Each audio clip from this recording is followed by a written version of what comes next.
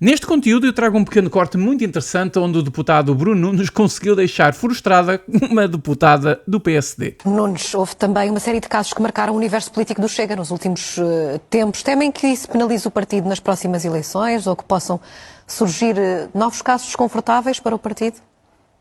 Bom, deixe-me só retomar aqui um ponto, porque eu quero que fique claro que para nós o grande responsável da crise política é claramente Luís Montenegro e o seu governo.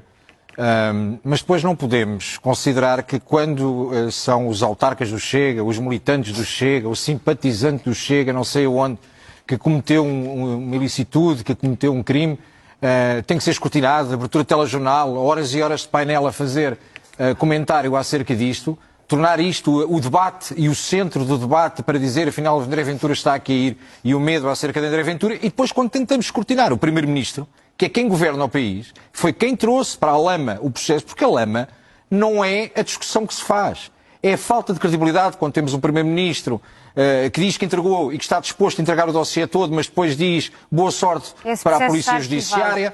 É continuarmos a dizer, e a Eva é jurista, que em relação à Casa de Espinho, que só podia ser construída numa área de reabilitação urbana, a área de reabilitação urbana de Espinho só sai em 2017, quando a licença é emitida em 2016, numa altura em que o gabinete de advogados de Luís Montenegro tem uma avença com a Câmara Municipal. É a situação. Eu não interrompi. Pode tentar falar por trás. À vontade, as pessoas lá em casa percebem quem tenta criar entropias ao discurso. É o problema todo que aconteceu da nomeação de Silvério Regalado depois dos ajustes diretos da Câmara Municipal. É o primo de Silvério Regalado ser nomeado para o Banco de Fomento como presidente quando não tinha currículo para tal. Portanto, existem aqui uma série de coisas. É sabermos agora que existe uma elevada suspeita de Carlos Moedas ter dado uma ordem direta à Polícia Municipal para não existir fiscalização na casa e nas obras do Primeiro-Ministro. Portanto, estamos aqui numa situação que não vale a pena dizermos, tanto PS como PSD têm tido a postura do não queremos, isto não vale a pena, estar a perseguir as pessoas. Obviamente, parece que nos esquecemos que há muito pouco tempo que ia um governo porque isto tinham 75 mil euros em dinheiro dentro do gabinete do chefe de gabinete do Primeiro-Ministro, na Operação Influencer, que depois o PSD dá a mão a António Costa para ir para o Conselho Europeu. E, portanto, obviamente que estas situações têm que ser escrutinadas porque, para além da ideologia, o caminho para o país a 5, a 10, a 15 anos, como criamos a riqueza, deve ser de facto o foco. Mas temos que perceber quem é quem. E não vale a pena só vir com o caso das malas, ou vir ridicularizar uma questão que aparentemente é de saúde mental, comparado com outro que é mentalmente de saúde. É um problema muito mais sério. Porque esta situação não pode continuar como está numa tentativa de achincalhanço.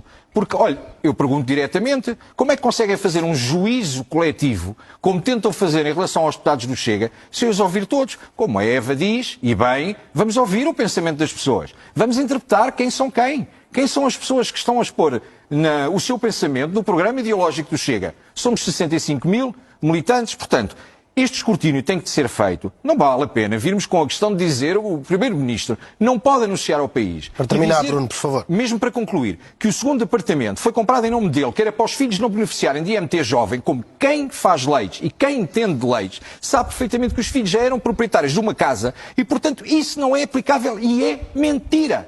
É notória a dificuldade desta deputada do PSD em manter a postura. Não consegue fazê-lo simplesmente. O deputado Bruno Nunes tem esta capacidade de conseguir frustrar qualquer que seja o seu adversário. E o mais interessante é que a própria deputada não conseguiu defender o seu ponto de vista na sua vez de falar. Teve mesmo que interromper o deputado Bruno Nunes. Eu sempre disse aqui que achava que os deputados do Chega, que são convidados para entrevistas e para debates televisivos, têm que ter uma postura mais rígida, não só com os seus adversários políticos, mas também, e principalmente, na minha opinião, com os próprios jornalistas ou moderadores. E um dos deputados que tem mostrado essa postura tem sido o deputado Bruno Nunes, porque eu não quero que os deputados sejam simpáticos com os jornalistas, mesmo que eu saiba que, no fundo, aquilo é só um papel para parecer bem. Eu quero que, se for necessário, um deputado do Chega refute um jornalista da mesma maneira que está a refutar um adversário político. E eu consigo ver isso nas intervenções de alguns deputados, nomeadamente do Bruno Nunes. E este pequeno corte foi interessante para vos mostrar exatamente isso, a frustração destas pessoas. Aliás, eu consigo até sentir ali um certo desdenho na linguagem corporal desta esta fulana, quando o Bruno Nunes começa a falar. Isto demonstra que realmente o sistema e o PSD está bastante incomodado com o Chega. E também demonstra outra coisa, não está seguro de si mesmo. Sabe que o Chega é uma ameaça. E apesar de toda a dificuldade que o Chega tem em passar a sua mensagem, principalmente em televisão, nós sabemos que essa mensagem pode ser mais devagar, pode ser de uma forma um bocadinho contraditória, está aos poucos a entrar na cabeça das pessoas e as pessoas estão a perceber. E portanto, se os partidos que estão aqui há 50 destruíram este país, porque é que não vamos experimentar um partido que está aqui há 5 ou 6 anos e que já mostrou ser diferente? É isto que as pessoas lá em casa começam a pensar um pouco. Não tem muito de ver com as políticas ou até com as posições ideológicas. É com este pensamento. Porque estas últimas duas conjunturas políticas foram um desastre. O governo do PS cai por suspeitas de corrupção. O governo do PSD cai pelas mesmas suspeitas, ainda por cima, em cima do primeiro-ministro. Nós sabemos que o povo português está numa fase muito dormente intelectualmente, portanto não faz muito caso destas coisas da política, mas isto já foi pior. Já começam a perceber que, sim, a política tem impacto na sua vida e que vem algo diferente no ar. E isso pode ser a brecha para o Chega conseguir entrar e conquistar o eleitorado que falta para ter uma maioria absoluta. Mas deixem aí nos comentários as vossas opiniões, se for possível deixem também um gosto, partilhem